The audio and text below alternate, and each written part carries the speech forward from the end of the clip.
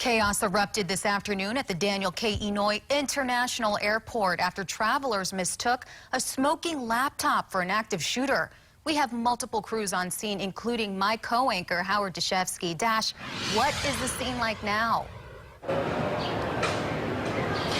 Well, Bridget, good afternoon. Yeah, from the Daniel K. Inouye International Airport, where things are calm, but there's still a little bit of chaos. And a lot of folks just really at this point waiting around to catch their flights. This area behind me that's very quiet right now is going to get very busy, hopefully very shortly. This is the security area within Terminal 2 that shortly after 2 o'clock this afternoon, there was an incident that somebody waiting in line to go through the TSA checkpoint, they had a laptop. Inside that laptop, apparently, or a bag that had a laptop, the battery apparently started smoking. There were some pops or maybe some sounds, and then there were reports that some people started yelling possibly that there was an active shooting incident.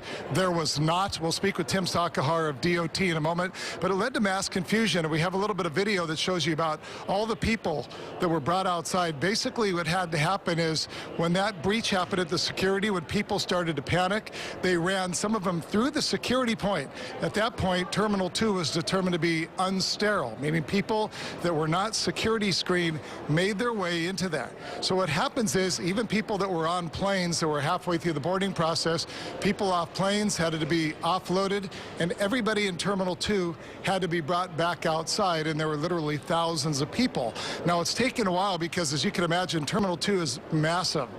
Security, sheriffs, they got to go through every single bathroom, stall by stall, every restaurant, every nook and cranny to make sure that everybody is out before they have an opportunity to start bringing people back in and start the screening process.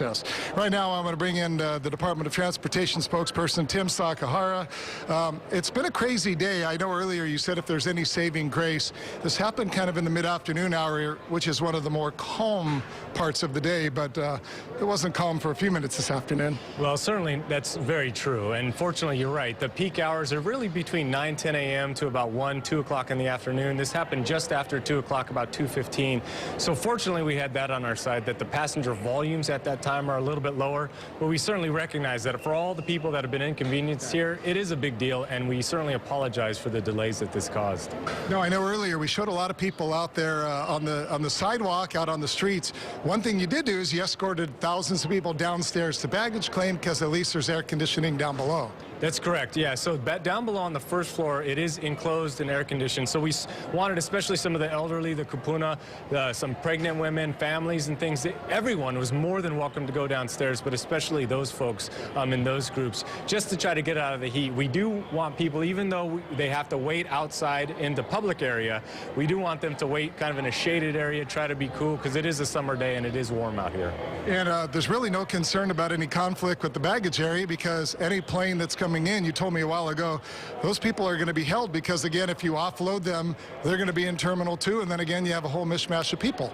That's exactly right, and that's why anyone that is arriving right now on a plane will unfortunately have to wait on the plane before they could unload. Fortunately, at this point, again, it's not the peak time, so there actually aren't a lot arriving right now anyway. So that's a good thing. But yeah, we do need to wait.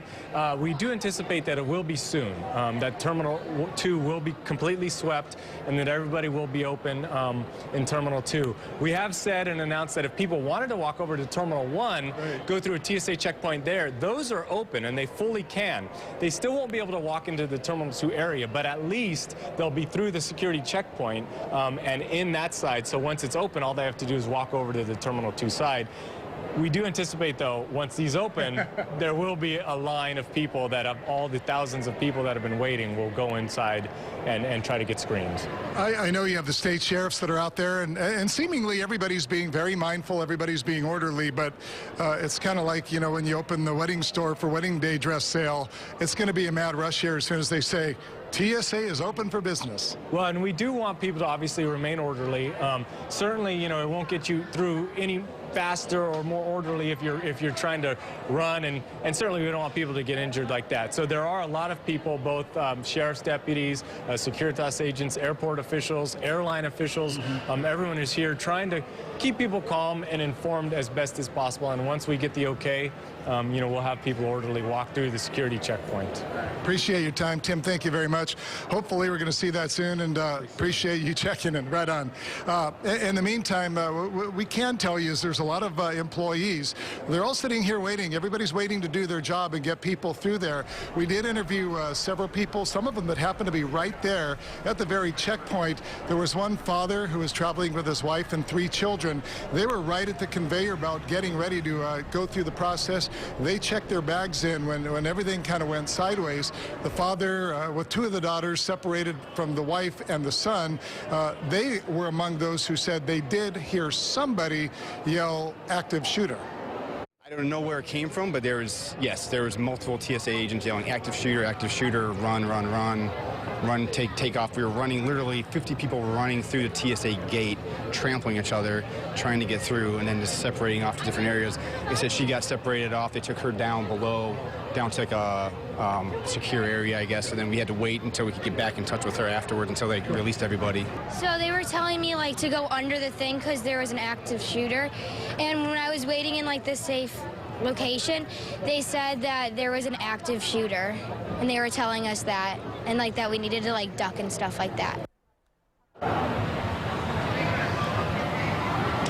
Okay, I want to direct your attention over. We have another crew that's over at the Inner Island Terminal, and I believe we have a live shot from there because, once again, I want to reiterate what Tim Sakahara told us moments ago, that you can enter the security over at Terminal 1. That's the old Inner Island Terminal that we've all known and loved, catching Inner Island flights. But again, you cannot take that walk over to Terminal 2 because still in the process of sterilizing that. Now, Inner Island flights, some of them, again, if they're on that side, inter-island flights are coming and going as normal. It's only the main terminal, Terminal 2, that is being affected at this time. And again, the biggest deal right now is just making sure that everybody is out of every little nook and cranny. It includes every bathroom stall, of which there are certainly hundreds and hundreds of those. And right now, I can tell you that all the personnel, all the ticket agents, all the TSA professionals, they're ready to start servicing these people to get them back through security as soon as they get the word. And again, hopefully that's going to happen in a very short moment from now. I do want to read a statement that TSA released at about 3 o'clock this afternoon.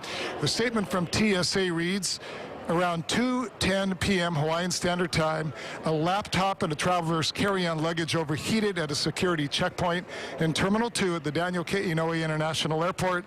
This created confusion, and some travelers ran into the sterile area of the airport without being screened. Out of an abundance of caution, TSA leadership made the decision to evacuate Terminal 2 and re-screen all passengers. So again, we saw one gentleman named Steve who was on his way to the mainland. He literally was out there standing on the road wearing socks, had no carry-on bag, didn't have his shoes. He had to run out and left his shoes and his bags right there on the conveyor belt. Hopefully, I would assume TSA personnel have those, have them in a secured area, so he's at least going to be able to get some shoes back to make the trip. But again, at least right now, the bulk of the people that were standing in the sun up on the second floor have gone down to the baggage claim level where there are closed doors, where it is air conditioned, and especially, as Tim Sakahara said, for the elderly, for people with young children, it was getting very, very hot outside. Frustration for sure. We've all experienced delays at airport, but at least it's been very orderly. Again, there was some chaos. There were some moments of sheer terror for the people that were right at the area because, again, somebody yelled active shooter, and then by some accounts there were people from TSA that perhaps out of an abundance of safety repeated that mantra, active shooter, and as you can imagine in today's world, you're not going to wait around to see if it's a real situation, if it's true, if it's false. You're just going to take every precaution necessary to protect yourself and to protect your family. Right now, the TSA behind me right now, it's as empty as you're ever going to see it. Out there on the sidewalk and down below us in the baggage claim.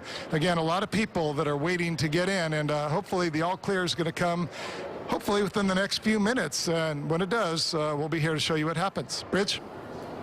Wow, Dash, I can feel for those who really thought this was an active shooter situation. It must have been absolutely terrifying. But I do have a question for you, Dash. You touched upon this briefly, but I think it's something we should reiterate. We're no stranger to long lines at the airport, but with this recent scare, what should travelers expect if they have a flight to catch tonight? Well, I can tell you that all the flights that were ready to be outbound that we're going to be taking off, obviously no flights are going anywhere. The flights that had already been boarded, if the door was shut and that plane was ready to go, they hightailed it out of here. They made their way to the reef runway. They got airborne as soon as possible. Again, there were flights that were half boarded. If the gate was still open or the door was still open to the airplane, that was it. That plane had to be evacuated. All those people had to leave Terminal 2. All of them had to exit past TSA, out to the street, and again, all those people are going to be evacuated. I'm looking out here right now, Elise, if we could swing around. There's some folks out here, flight attendants and other people. They're passing around water. So you know what? The folks here at the airport, the sheriffs, they are doing everything in their power to keep things very orderly. The passengers, I think, as you can see, everybody's calm at this point. There's no fear. There's no frustration. Maybe there's just that anxiety of I want to catch my flight, but nobody's going to miss a flight because, again, the flights aren't going anywhere until these people get through security and they get on their plane. And hopefully that's going to be happening within the next 15 minutes to a half hour, but no exact timetable, but hopefully, Bridge, sooner than later. Dash, thank you for keeping us updated. We'll definitely check in with you later on in the show. It's truly a scary situation. We will continue to cover this breaking news on the security scare at Daniel K. Inouye International Airport on air and online at KHON2.com.